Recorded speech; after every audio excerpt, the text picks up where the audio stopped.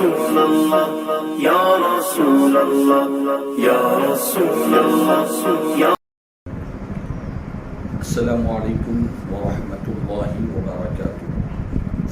الحمدللہ رب العالمین والصلاة والسلام علی سید الانبیاء والمرسلین وعلى آلہ الطیبین الطاہرین واصحابہ الاکرمین الافضلین وعلى من والاهم وتبعهم وسار على نهجهم واستنى بسنتهم إلى يوم الدين. أما بعد فقد قال الله تبارك وتعالى في شان عظمة حبيبه الكريم: أعوذ بالله من الشيطان الرجيم، بسم الله الرحمن الرحيم، إن الله وملائكته يصلون على النبي يا أيها الذين آمنوا صلوا عليه وسلموا تسليما.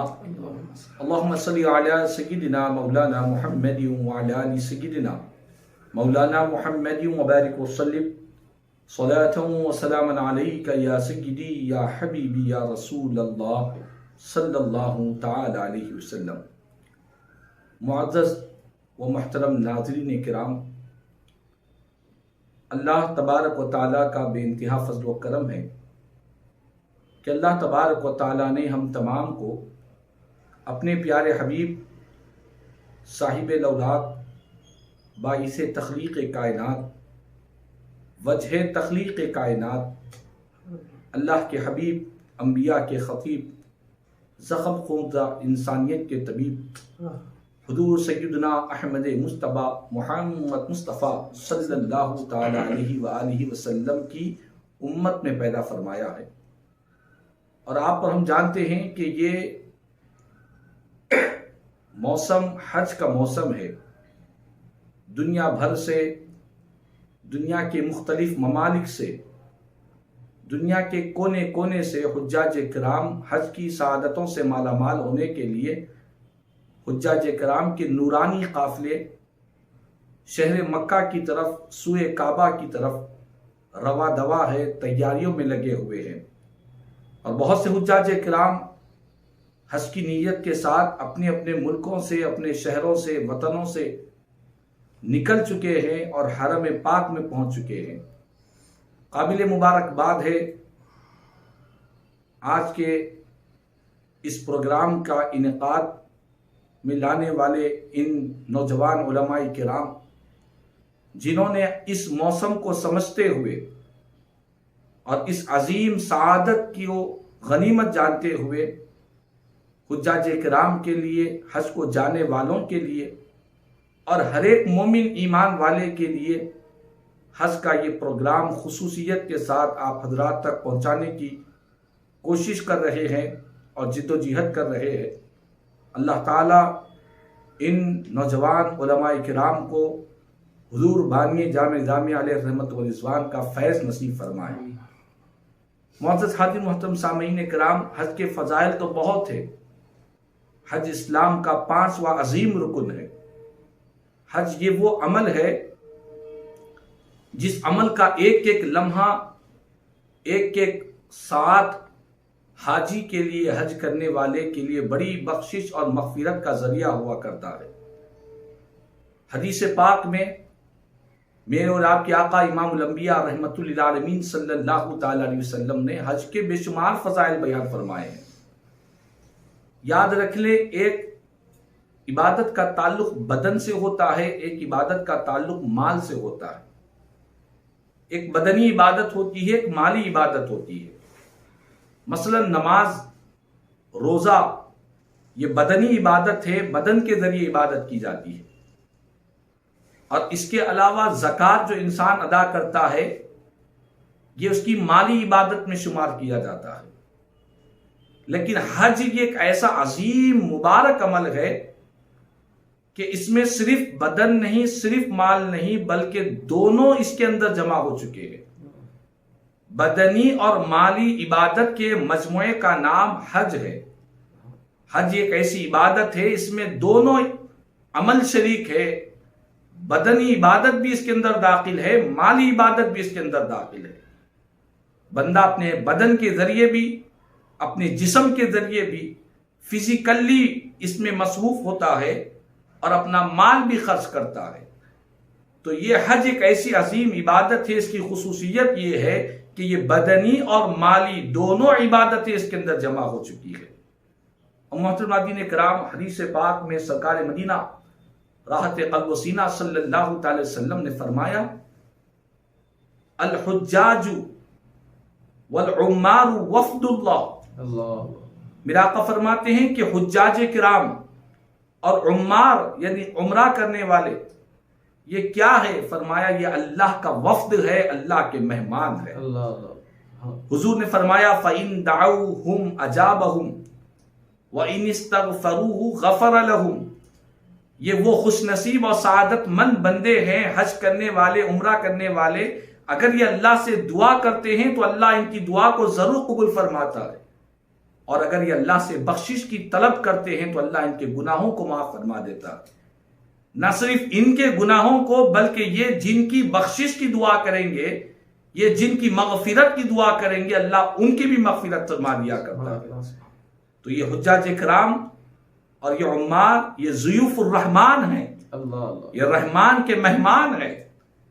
ہمارے گھر اگر کوئی مہمان آتا ہے، وہ مہمان اگر ہمارا چہیتا ہے، پیارا ہے، تو ہم اس مہمان کو خوش کرنے کے لیے کیا کچھ نہیں کرتے. اپنی استطاعت و گنجائش کے اعتبار سے اس مہمان کو خوش کرتے ہیں، اس کو راضی کرتے ہیں، اس کی حاجتوں کو پوری کرتے ہیں.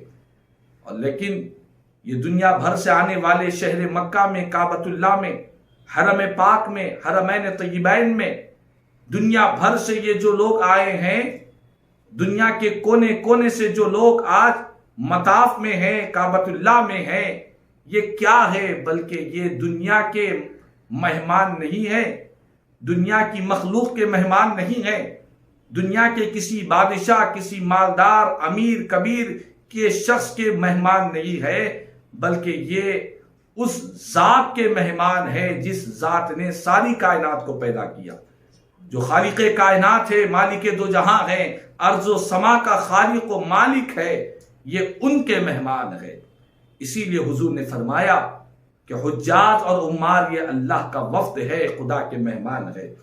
اور اسی طرح محترم ناظرین کرام، ایک اہم بات بتلا دوں کہ آج بہت سے لوگ یہ سمجھتے ہیں کہ حج کو جانے کے لیے بہت سے مالدار لوگ، دولت مند لوگ، اللہ نے جن کو استطاعت دی ہے، بعض مالدار لوگ دولت رکھنے کے باوجود بھی حج نہیں کرتے. مالدار ہے، حج فرض ہو کر کئی سال گزر چکے ہیں لیکن پھر بھی حج کو نہیں جا رہے. اس کی بہت سی وجوہات ہیں. ایک وجہ یہ بھی ہے کہ حج کو جائیں گے تو ہماری دولت خرچ ہو جائے گی، پیسہ کم ہو جائے گا. لیکن یاد رکھ لے، حدیث پاک میں میرے اور آپ کے آقا امام الانبیاء رحمت للعالمین صلی اللہ علیہ وسلم کا فرمان علی شان ہے. میرے آقا فرماتے ہیں تابعوا بین الحج والعمرہ، کہ لوگوں حج اور عمرہ پے در پے کرتے رہو، حج اور عمرہ کرتے رہو. اس کی برکتیں کیا ہوگی؟ میرا آقا فرماتے ہیں فَإِنَّهُمَا يَنْفِيَانِ الْفَقْرَ وَالذُّنُوبَ. میرا آقا فرماتے ہیں کہ یہ حج اور عمرہ انسان سے فقر کو، تنگدستی کو اور گناہوں کو دور کر دیتے ہیں. کیسے دور کرتے ہیں؟ فرمایا جس طرح ایک آگ کی بھٹی لوہے کے زنگ کو دور کر دیتی ہے، سونے اور چاندی کے زنگ کو دور کر دیتی ہے آگ کی بھٹی، اسی طرح حج کرنے والوں کو اور عمرہ کرنے والوں کو اللہ تعالی فقر و فاقے سے، تنگدستی سے اور گناہوں سے دور کر دیا کرتا ہے. تو اس حدیث پاک میں دو فائدے ہوئے، ایک دنیا کا فائدہ بھی مل گیا، ایک آخرت کا فائدہ بھی مل گیا. چونکہ ہم انسان ہیں، دنیا کا فائدہ بھی چاہتے ہیں اور آخرت کا بھی فائدہ چاہتے ہیں. اور قرآن میں خود اللہ تعالیٰ نے ایک دعا سکھلائی ہے، بندہ ربنا آتنا فی الدنیا حسنۃ وفی الآخرۃ حسنۃ، کہ اے اللہ تو ہمیں دنیا میں بھی بھلائی عطا فرما، آخرت میں بھی بھلائی عطا فرما.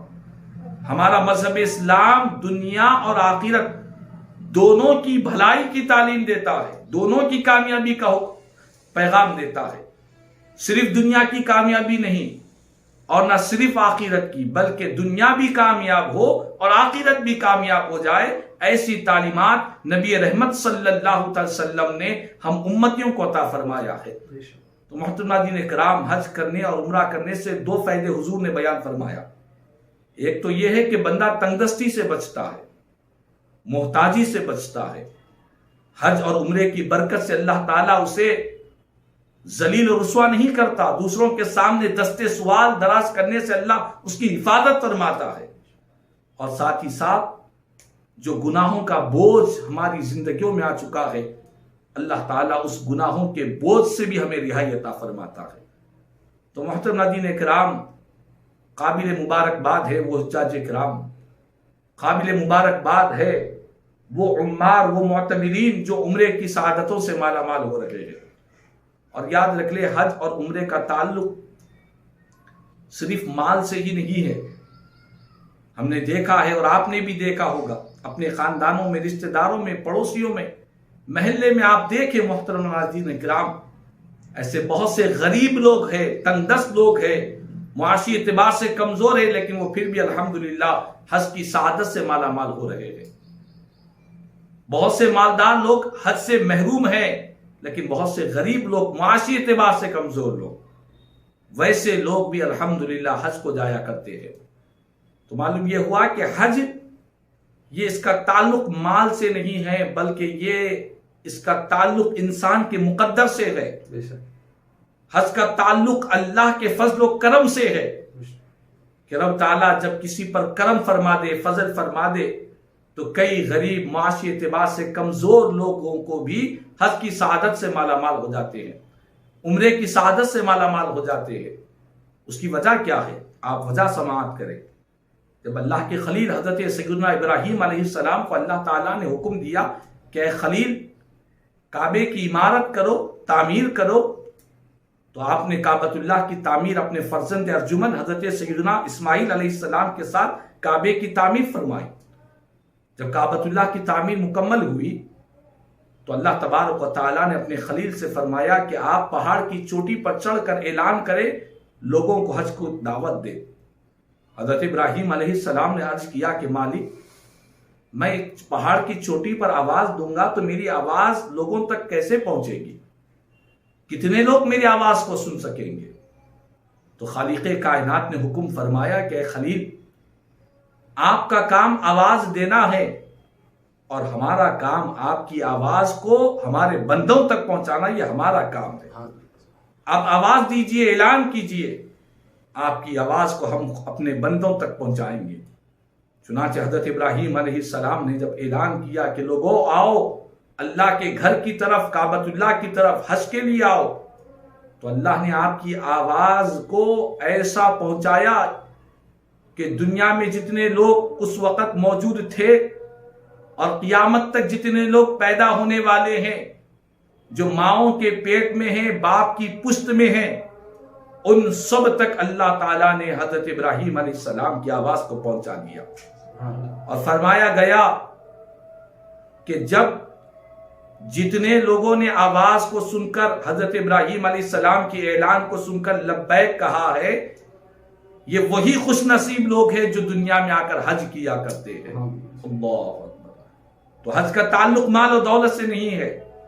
ایسے کئی مساجد کے ائمہ کرام ہیں، کئی مساجد کے مؤذنین ہیں، مالی اعتبار سے ان کا ہدیہ، ان کا مشاہرہ انتہائی قلیل ہوا کرتا ہے، مختصر ہوا کرتا ہے، ان کے کھانے پینے کے لیے کافی نہیں ہوا کرتا ہے، لیکن الحمدللہ ہم نے دیکھا اور آپ نے بھی دیکھا ہوگا کہ ایسے کئی مساجد کے ائمہ کرام، مؤذنین جو مالی اعتبار سے کمزور ہے، اللہ کے پاس تو ان کا مقام و مرتبہ بلند ہے، لیکن دنیاوی اعتبار سے، معاشی اعتبار سے، فائنینشیلی اعتبار سے وہ کمزور ہوتے ہیں، لیکن ایسے کئی ائمہ کرام، مؤذنین ہیں جو الحمدللہ حج کی سعادت سے مالا مال ہو چکے ہیں اور کئی مرتبہ عمرے کی سعادتوں سے مالا مال ہو رہے ہیں۔ تو معلوم یہ ہوا کہ اس کا تعلق دولت سے نہیں ہے، مال سے نہیں ہے، بلکہ اللہ تعالیٰ کے فضل سے، خدا کے انعامات سے ہے۔ ایسے کئی محلے کے مالدار لوگ ہیں، دولت مند لوگ ہیں، لیکن حج کے جاتے نہیں ہیں۔ یاد رکھ لیں، ایک حدیث پاک ہے نبی رحمت صلی اللہ علیہ وسلم نے فرمایا کہ جس کسی شخص کو حج کی استطاعت ہے، زاد راہ اس کے پاس موجود ہے. قرآن کریم میں اللہ تبارک و تعالیٰ نے فرمایا وَلِلَّهِ عَلَى النَّاسِ حِجُّ الْبَيْتِ مَنِ اسْتَطَاعَ إِلَيْهِ سَبِيلًا، کہ اللہ کے لیے لوگوں پر اس گھر کا حج کعبۃ اللہ کا فرض ہے ان لوگوں کے لیے جو اس کی طرف جانے کی استطاعت رکھتے ہیں، زاد راہ ان کے پاس موجود ہے. تو وہ لوگ، حدیث پاک میں حضور نے فرمایا کہ جس کے پاس جانے کی استطاعت ہے اور کوئی چیز رکاوٹ نہیں ہے، کوئی ظالم بادشاہ ہے ان کو روک نہیں رہا ہے، کوئی بیماری ان کو روک نہیں رہی ہے، کوئی بیماری نہیں ہے، کوئی مرض نہیں ہے، لیکن اس کے باوجود بھی وہ حج کو نہیں جاتے. میرے آقا فرماتے ہیں کہ وہ یہودی بن کر مر جائے یا نصرانی بن کر مر جائے، اللہ تعالیٰ ان سے سخت ناراض ہے. اللہ اکبر. محترم ناظرین کرام، یہود و نصارہ یہ اسلام کے دشمن ہے، مذہب اسلام سے یہ دوری اختیار کیے ہوئے ہیں. میرے آقا فرماتے ہیں کہ حج فرض ہونے کے بعد اگر کوئی حج نہیں کرتا تو اللہ تعالیٰ کو اس کی پرواہ نہیں. اسی حالت میں اگر انتقال کر جائے، مر جائے، تو ان کا عالم یہودیوں میں سے ہو جائے یا نصرانیوں میں سے ہو جائے، اللہ تعالیٰ کو ان کی کوئی پرواہ نہیں ہے. تو محترم ناظرین کرام، اللہ نے کسی کو استطاعت دی ہے، گنجائش دی ہے، تو وہ حج کرنے میں کاہلی نہ کرے، سستی نہ کرے، پسو پیش نہ کرے. آج نہیں اگلے سال کروں گا، اس سال نہیں اس کے بعد کے سال کر لوں گا. اسی طرح ٹال مٹول میں کئی لوگ اس دنیا سے رخصت ہو چکے ہیں. کئی لوگ جن پر حج فرض تھا یہی ٹال مٹول میں رہے، اسی پس و پیش میں رہے، اسی دھوکے اور غفلت میں پڑے رہے. ان کے جسموں سے روح پرواز ہو گئی، ان کا انتقال ہو گیا. ان کا معاملہ کیا ہو رہا ہے اللہ تبارک و تعالی بہتر جانے.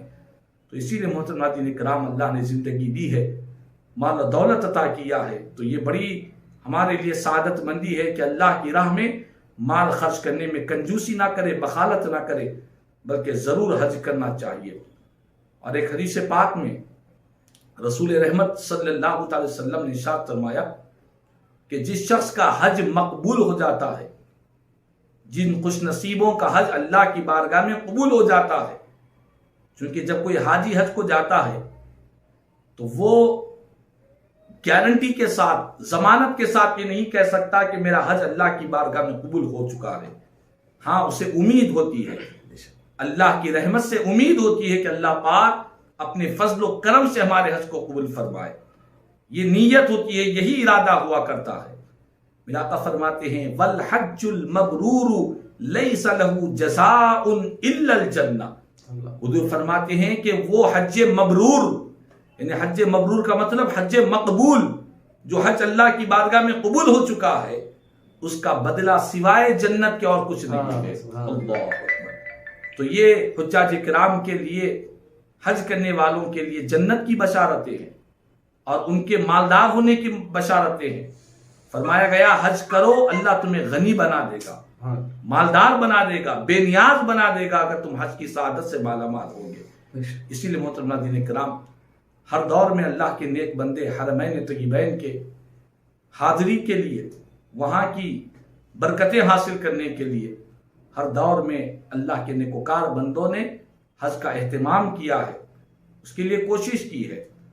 اور جو لوگ حج کر چکے ہیں، مالدار ہے، دولت مند ہے، تو ان کے لیے ہمارے علماء نے بیان فرمایا کہ 5 سال میں ایک مرتبہ ان کو حج کرنا یہ مستحب ہے، یہ بہتر ہے. اگر کریں گے تو اللہ تعالیٰ انہیں اجر و ثواب عطا فرمائے گا. تو بہرحال حج اور عمرہ یہ انتہائی اسلام کی مقدس ترین عمل ہے. بندہ جب حج کو جاتا ہے، عمرے کے لیے جاتا ہے اور حرمین شریفین میں پہنچتا ہے، وہاں کے نورانی مناظر کو دیکھتا ہے، تو ہر بندہ یہ کہہ اٹھتا ہے کہ میں تو اس مقام پر آنے کے قابل نہیں تھا، اس جگہ پر آنے کے میں قابل نہیں تھا، لیکن یہ میرے رب کا کرم ہے، میرے رب کا فضل ہے کہ جس نے مجھے یہ سعادت نصیب فرمائی کہ اپنے ان گنہگار آنکھوں سے، جن آنکھوں سے مجھ سے گناہیں ہو چکے ہیں، اللہ نے مجھے حرمین شریفین مجھے دکھلایا ہے، اللہ نے مجھے کعبۃ اللہ دکھلایا ہے، اللہ تبارک و تعالیٰ نے مجھے حجر اسود کو دکھلایا ہے، مقام ابراہیم، صفا، مروہ، مطاف، میزاب رحمت، یہ ایسے نورانی متبرک مقامات ہے. اور کرم بالائے کرم یہ ہے کہ جب حاجی حج کرتا ہے، حج کے بعد اس بارگاہ میں پہنچتا ہے جس بارگاہ کے صدقے میں اللہ نے ساری کائنات کو پیدا فرمایا، گنبد خضرا کے وہ جو جلوے ایک حاجی کے سینے پر پہنچتے ہیں، یاد رکھ لے ایسے نورانی مناظر آپ کو کائنات میں کہیں نہیں ملیں گے۔ آپ دنیا کے کسی بھی مقام پر جائیں، دنیا میں کسی بھی ملک کو جائیں، دنیا کے کسی بھی حسین سے حسین ترین آپ جگہ پر جائے، جا کر آنے کے بعد ایک مرتبہ آ گئے پھر جانے کو جی نہیں چاہتا۔ آپ کہتے ہیں کہ میں تو جا کر آ چکا ہوں، دیکھ چکا ہوں، جانے کو تمنا نہیں ہوتی۔ لیکن آپ کو حرمین طیبین یہ وہ شہر ہے، یہ وہ مقامات ہے، یہ وہ مقدس مقامات ہے کہ بندہ اگر سال میں ایک مرتبہ جاتا ہے تب بھی کبھی اس کے دل کی پیاس نہیں بجھتی، اس کے سینے میں یہی تمنا ہوتی ہے کہ مولا مجھے بار بار حرمین شریفین کی زیارت نصیب فرما، بار بار مجھے گنبد خضرا کے جلوے نصیب فرما، بار بار مجھے سرکار کے شہر پاک کی زیارت نصیب فرما۔ تو یہ ایسے نورانی مقدس مقامات ہے کہ ان مقامات میں اللہ نے ایسی کشش رکھی ہے، رب تعالیٰ نے ایسا اس کے اندر پاور رکھا ہے، ایسی تاثیر رکھی ہے کہ جو کعبے کو جاتا ہے وہ کعبے کا دیوانہ ہو جاتا ہے، جو رسول پاک کے شہر کو جاتا ہے حضور کے شہر پاک کی گلیوں کا دیوانہ ہو جایا کرتا ہے۔ آنے کے بعد بھی وہی تمنائیں ہوتی ہے کہ میں بار بار اس مقامات کو جاؤں۔ اسی لیے یہ ہمارا اپنا تجربہ ہے، آپ نے بھی دیکھا ہوگا کہ جو بندہ ایک مرتبہ حج کو جائے یا عمرے کو جائے تو وہ دوبارہ ضرور جایا کرتا ہے، حالانکہ اس نے لاکھوں روپے خرچ کیے ہیں، اپنا کاروبار، اپنا دکان، اپنی مصروفیت مشغولیت، اپنے خاندان، رشتہ دار، اہل و عیال سب کو چھوڑ کر جاتا ہے، لیکن پھر تمنا ہوتی ہے کہ کاش پھر سے مجھے وہ لمحات نصیب ہو جائے۔ تو محترم ناظرین کرام، یہ ایمانی اور محبت کے فضل و کرم کے یہ معاملات ہے، تو ہمیں چاہیے کہ اللہ نے موقع عنایت کیا ہے تو بہت خوش نصیبی ہے، سعادت مندی ہے۔ اللہ تبارک و تعالیٰ سے دعا ہے کہ خالق کائنات جتنے دنیا بھر کے لوگ آج کے اس پروگرام کو دیکھ رہے، مولا تو اپنے فضل و کرم سے ہم سب کو حرمین شریفین کی بار بار با ادب زیارت نصیب فرما دے، وہاں کے مقدس متبرک مقامات کی زیارت نصیب فرما دے۔ اے اللہ، جتنے حجاج کرام اس سال حرمین شریفین کا رخ کیے ہوئے، مولا ان تمام کو امن و سلامتی عطا فرما دے، صحت و عافیت عطا فرما دے، حادثات سے ان کی حفاظت فرما دے، ان کی عبادتوں کو، ان کی دعاؤں کو اپنی بارگاہ میں شفع قبولیت عطا فرما۔ ان حجاج کرام کی دعاؤں کے صدقے میں ہم گنہگاروں کی دعاؤں کو بھی مولا اپنی بارگاہ میں قبول فرما۔ جو کچھ بھی کہا گیا، سنا گیا، کہنے سننے سے زیادہ مجھے اور ہم تمام کو عمل کی توفیق عطا فرما۔ آمین ثم آمین۔ الحمد للہ رب العالمین، وما علینا الا البلاغ المبین۔